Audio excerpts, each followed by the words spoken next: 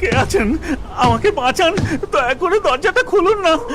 সাথে সাথে এক গলা ঘোমটা মাথায় একটি বউ দরজা খুলে দিয়ে পাশে সরে দাঁড়ায়। আর বিনয় হুড়মুড় করে ঘরে ঢুকেই বলতে থাকে, আমাকে দেখে আপনি খারাপ ভাববেন না, আমি নিহাতি খুব বিপদে পড়ে আপনার বাড়িতে আশ্রয় নিতে এসেছি। একটা ভূত আমাকে না রীতিমতো তাড়া করেছে। ও মা, তাই নাকি? দেখুন তো তাকে। এই রকম দেখতে কি নাই? বিনয় চমকে গিয়ে মাথা ঘুরে সেখানেই অজ্ঞান হয়ে পড়ে যায়। আর তার হাতের ইলিশ মাছ হাত থেকে ছিটকে পড়ে যায়। মিষ্টির বাক্স থেকে সব জল ভরা সন্দেশ ছড়িয়ে পড়ে। তখন থেকে বলছে ইনিশ কত করি, ইনিশ কত করি, তা বলেই না।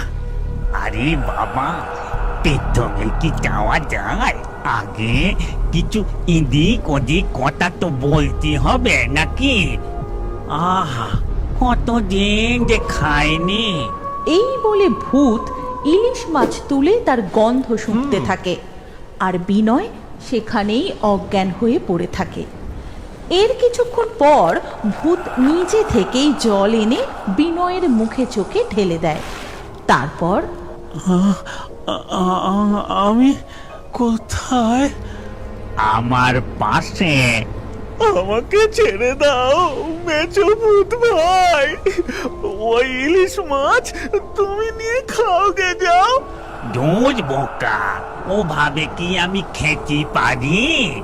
আমার পিণ্ডদানের সময় নিবেদন করতে হবে, তারপরে। মানে? তবে বলি শোনো, এই গ্রামে মস্ত এক জমিদার ছিল, তার গায়ে ছিল খুব শক্তি। সে সকাল বিকেল মুগুর ভাসত আর এত এত খাবার খেত। আর আমি সেই জমিদার বাড়িতে সবে নিযুক্ত হওয়া সামান্য এক চাকর। আমার নাম ছিল নকুর। তাই একদিন হলো কি, বাবুর জন্য অনেক মাছ ভাজা হয়েছে। সে রুই, কাতলা, ইলিশ, বাবারে বাবা কত মাছ! আমি তো মাছ খেতে খুব ভালোবাসতাম, তাই নব সামলাতে না পেরি মাছ তুলি সুপি সুপি খেতে লাগলো। তারপর ওই ইলিশ মাছ ভাজাটা যে তুলি মুখে পুড়তে যাব, ঠিক তখনই গিন্নিমা। ও মা গো, এ কোন সর ঘরে এনেছো গো? ওগো শুনছো? দেখি যাও।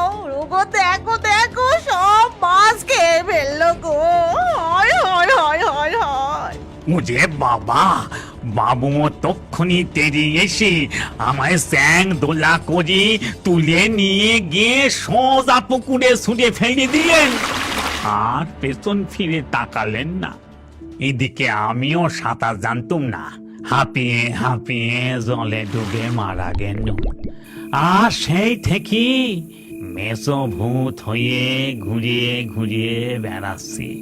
শ্রাদ্ধ হয়নি তো, তাই আত্মার শান্তিও হয়নি। ও, এই ব্যাপার।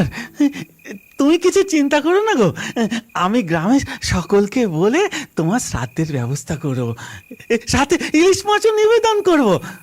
কিন্তু তুমি না এভাবে আর ভয় দেখিও না। এরপর বিনয় শ্বশুর বাড়ি গিয়ে সবাইকে সব কথা খুলে বলে। আর সব কিছু শুনে গ্রামের সবাই মিলে নকুরের শ্রাদ্ধের ব্যবস্থা করে, আর সাথে ইলিশ মাছেরও। সেই ইলিশ খাওয়ার পর নকুরের আত্মার মুক্তি হয়ে যায়। এই গল্পের পরবর্তী পর্ব যদি তোমরা দেখতে চাও, তাহলে কমেন্টে নেক্সট পার্ট অবশ্যই লেখো। আর আমাদের ফেয়ারি টোনস বাংলা ফেসবুক পেজটি ফলো করে যদি তোমার নাম ও বয়স কমেন্টে লেখো, তাহলে তোমাদের নাম আমাদের কার্টুন ভিডিওর মধ্যে নেওয়া হবে। লাকি ড্রয়ে নির্বাচিত দর্শকদের নাম আমাদের ইউটিউব চ্যানেলে দেখানো হয়। আপনার নাম আমাদের কার্টুন ভিডিওতে দেখার জন্য ইউটিউবে ফেয়ারি টোনস বাংলা চ্যানেলটি সাবস্ক্রাইব করে নিন।